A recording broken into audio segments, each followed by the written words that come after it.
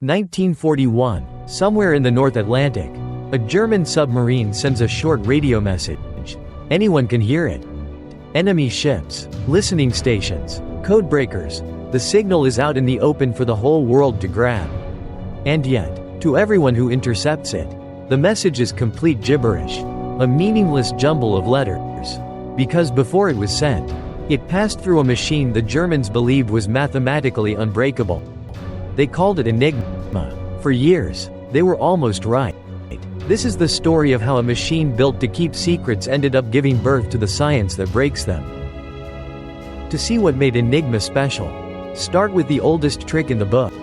A simple substitution cipher. You just replace every letter with another one.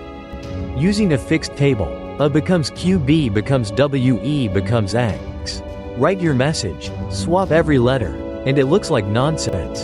The problem is, it isn't nonsense at all. In English, the letter E is by far the most common. So whatever letter shows up most in the secret message is probably E. The same goes for common pairs and little words. Count the letters, match the patterns, and a simple substitution falls apart in minutes. The weakness is that the table never changes. E is always the same letter. All the way through. Enigma's great idea was to destroy that assumption completely. Here's what makes Enigma different. Every single time you press a key, the machine rewires itself. Press the letter A and a lamp lights up. Let's say B, press A again. And this time you get a completely different letter. Press it a third time. Another one, the same key, over and over, gives a different answer almost every time. There is no fixed table to attack. The cipher changes with every letter you type. Frequency analysis, the tool that cracked every code before it, is suddenly useless. So how does the machine pull this off? Let's open it up.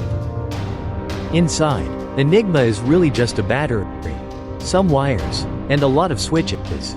Press a key, and current flows out along a path. First it passes through the plugboard, a panel of sockets at the front.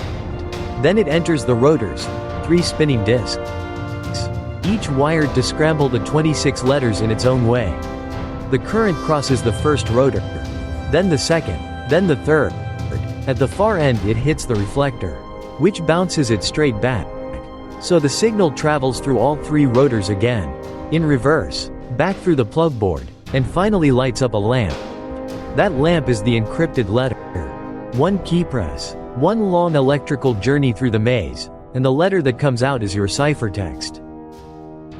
Now here is the clever part. The moment you press a key, before the current even flows, the right-hand rotor turns 1 step. Just like the odometer in a car, every key press, the fast rotor clicks forward by 1, and when it completes a full turn of 26 letters, it nudges the middle rotor forward 1 step. When the middle rotor comes all the way around, it pushes the left rotor, 3 wheels, ticking over like a clock. Because the rotors move, the electrical maze is different for every single letter. And with 3 rotors, the pattern doesn't even begin to repeat until you've typed over 17,000 letters. That is why pressing A again gives you a new answer. The machine has physically changed shape between the 2 presses. But the rotors were only half the defense. Look again at the plugboard at the front. With a handful of cables, the operator swaps pairs of letters before and after they enter the rotors. Plug A to J and every A becomes AJ on the way in. And back again on the way out. The Germans typically used 10 of these cables. And this is where the numbers explode. Choose which 3 rotors to use. And in what order. Choose each rotor's starting position. Then choose the plugboard pairings. Multiply it all together, and you get the total number of possible settings. It comes out to about 158 million. That's a 15 followed by 19 zeros. Let that number sink in. If you could somehow test 1 setting every second, you would need billions of times the age of the universe to try them all. And to make it worse, the Germans changed the settings every single day at midnight. Whatever you managed to work out today would be worthless tomorrow morning. To the people who built it, the logic was simple and airtight. There are too many keys to ever guess. And the 1 key you need vanishes every night. Enigma wasn't just strong, it looked perfect. But perfect machines have a way of hiding perfect flaws. Remember the reflector? The part that bounces the current back through the rotors? It's what lets the same machine both encode and decode a message. Which was incredibly convenient, but it comes at a terrible price. Because the current always has to come back on a different wire than it left. A letter can never, ever be encrypted as itself. Type A and you can get any letter in the alphabet. Except a type E and you'll never see E come out. This sounds tiny. It sounds harmless. But it is the crack that brought the whole thing down. It means that whenever you guess a piece of the message, you can instantly throw away every position where a letter would have to match itself. The machine leaks information with every single letter. And then there were the humans. A machine can be flawless and still be betrayed by the people using it. German operators were supposed to choose random settings, but under pressure. They often didn't. Some typed the same 3 letters every time, or the initials of their girlfriend, or 3 keys in a row on the keyboard. Worse, the messages themselves were predictable. A weather station sent the word Wetter, German for weather, at the same time. In the same place, almost every morning. Many messages ended with Heil Hitler. If you already know a chunk of what the message probably says, you have what the codebreakers called a crib. And a crib, combined with that fatal flaw, was a way in. The first people to walk through that door weren't British.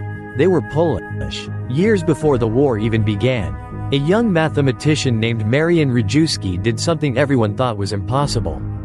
He attacked Enigma not with guesswork, but with pure mathematics, the theory of permutations.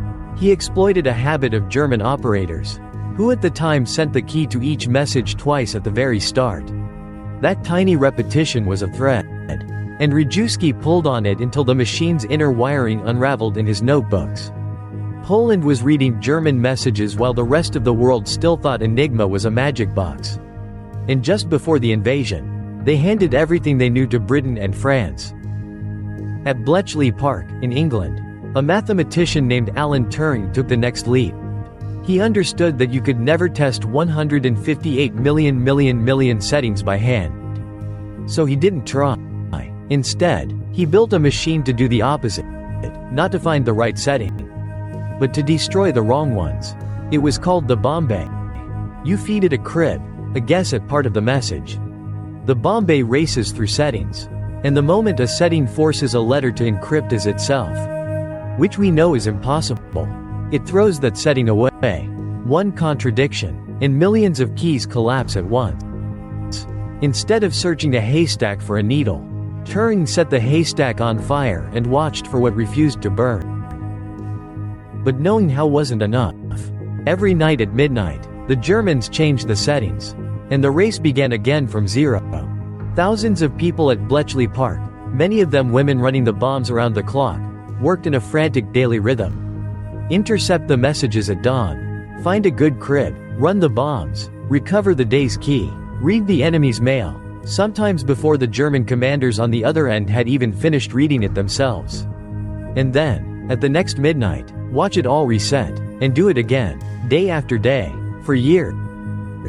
But one part of the German military never made things easy, the Navy. From the very start, their U-boats used a tougher version of Enigma. They picked their 3 rotors from a set of 8, not 5, and their crews followed far stricter rules, leaving almost no predictable messages to guess. And then, in 1942, they went one step further. They added a 4th rotor. It sounds trivial, just one more wheel on the shaft. But it multiplied the number of settings by another 26. And overnight, it broke every Bombe that Bletchley had. For nearly 10 months, the codebreakers went dark. They simply could not read the U-boat traffic anymore. And out in the Atlantic, during those very months, Allied ships were being sunk faster than the shipyards could replace them. The quiet submarine from the opening of our story had become the single hardest problem of the entire war. The work was so secret that most of the people who did it told no one. Sometimes for the rest of their lives. But its impact was enormous. Historians estimate that breaking Enigma shortened the Second World War by around 2 years. and saved countless lives. To break an even tougher German cipher, Bletchley built Colossus, the world's first large-scale electronic computer. And the ideas Alan Turing worked out, wrestling with these machines, became the foundation of computer science itself. Every device you own traces part of its lineage back to that code-breaking effort. Turing's own story ended in tragedy, persecuted after the war for who he was. Rather than honored for what he did, recognition came only decades later. So think about the strange arc of it all. Enigma was built for one purpose: to keep secrets perfectly safe. To lock information away behind a number so vast it felt like infinity. And yet, in trying to defeat it, a handful of mathematicians invented the machine that would go on to read, sort, and search through more information than any human mind could ever hold. The code built to hide everything gave us the computer, the machine that would eventually reveal almost anything. It all began with a single locked letter, and someone stubborn enough to believe it could be opened.